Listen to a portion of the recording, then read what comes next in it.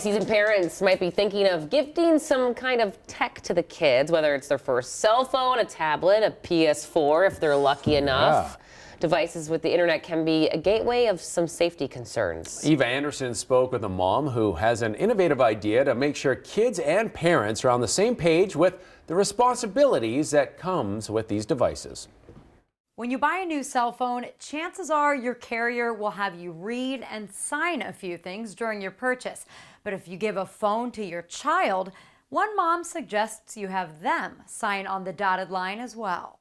It's one of those things as a parent that you're like, it's gonna happen, but I'm not quite sure if I want it to happen. It happened over Thanksgiving. Stephanie Flees is talking about giving her 13-year-old daughter Nora her first cell phone, a milestone that made this mom a little uneasy. We're giving her access to this powerful device and also saying, okay, please make mature choices. Steph put that plea onto paper. Before handing over the cell phone, she drew up a contract. I will put my phone away during any meals. I will always share my password with my parents, and they have the right to check it at any time. These are just 2 of the 16 statements Nora had to initial and sign off on before taking the phone. I understand that nothing I do on my phone is private. So there was never a chance for Nora to feel like her privacy was violated later on. Steph wanted to set clear guidelines up front about what a privilege it is to have this device. I think in a way she was like, oh, like, why is this necessary?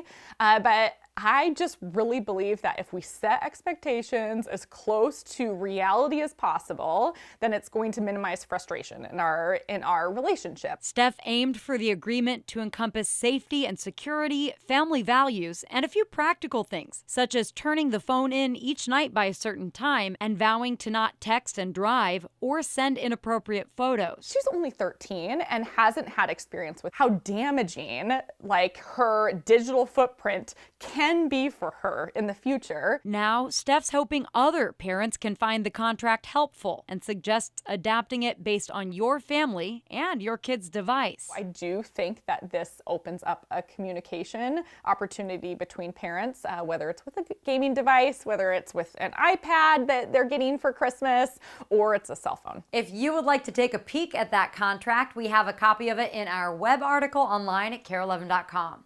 Eva Anderson, KARE 11 News. So if your kid doesn't abide by the contract, what happens? Well, the final point of the contract says the parents can take away the phone for as much time as they choose. I love this. We got to do a follow-up on this story. Yeah, eventually. for sure. We'll do it in a few years. All right, Sunrise is back.